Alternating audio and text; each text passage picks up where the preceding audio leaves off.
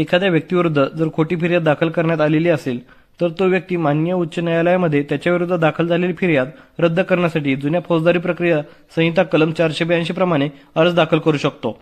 परंतु माननीय उच्च न्यायालयामध्ये अर्ज दाखल करण्याच्या दरम्यान जर त्या फिर्यादीच्या अनुषंगाने तपास होऊन माननीय न्यायालयामध्ये त्या अर्जदार आरोपीच्या विरुद्ध चार्जशीट दाखल झालेले असेल तर त्या आरोपी अर्जदारास चार्जशीट दाखल झाल्यानंतर सुद्धा स्वतःविरुद्धचा गुन्हा म्हणजेच फिर्याद रद्द करून मागता येईल का?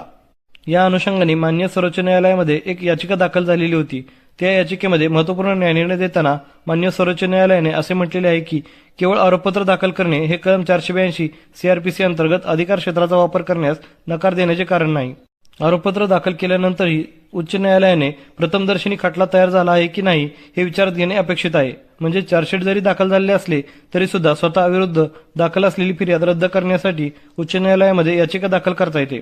चार्जशीट दाखल झाल्यामुळे त्या याचिकेला कोणत्याही प्रचलित कायद्याची बाधा येत नाही। ती याचिका गुंदोशावर चालवली जाते। केसचे नाव आहे अभिषेक मिश्रा विरुद्ध उत्तर प्रदेश राज्य आणि इतर।